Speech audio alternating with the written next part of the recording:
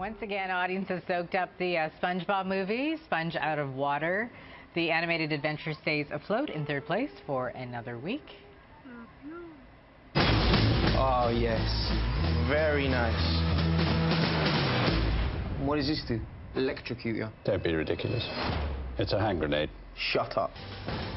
The irreverent look at the world of spies, complete with poison pens and bulletproof umbrellas. Kingsman, the Secret Service holds tight in second place. Human behavior is very predictable. I touch you here, I steal from here. I tap you here, I steal from here. I step to here, you're not gonna slap my face, are you? Why?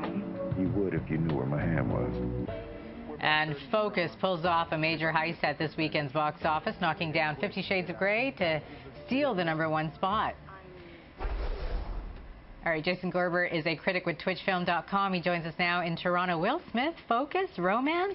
Yeah, and it's by far the best Will Smith film in probably a decade. Wow. Maybe a little bit more than that.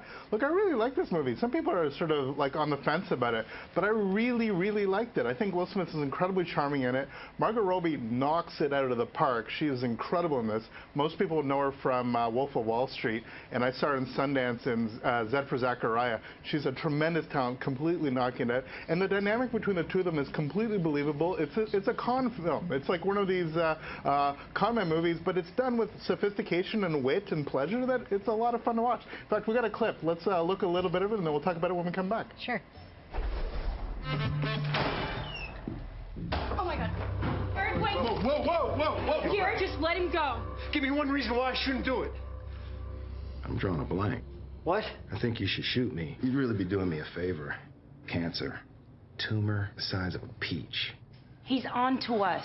You guys suck. Just give us the money, Or what? or he's gonna shoot you in the I neck. want to shoot a guy with cancer. Grandma Mikulski had cancer. He doesn't have cancer, you idiot. really blowing this thing. First of all, you gotta wait till she gets my pants off. So it's like one of those really slick films that sort of like looks glossy and all the action sort of takes place all in one place.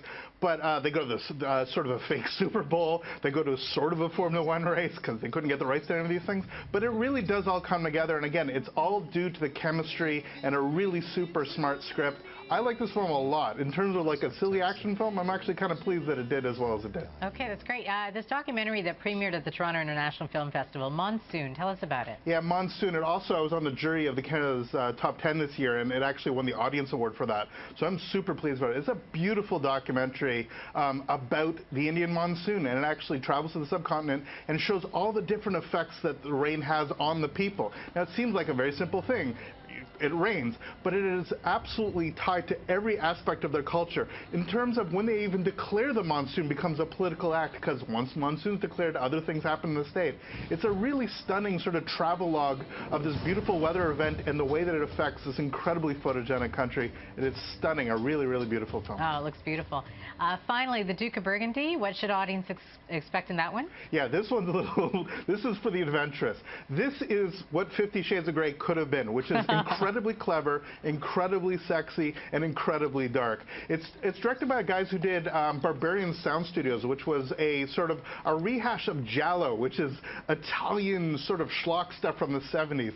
This is very much feels like a film out of time. It feels like a retro film. It's about two women, one who's a dominant, one who's a submissive, and their incredibly complex and disturbing relationship.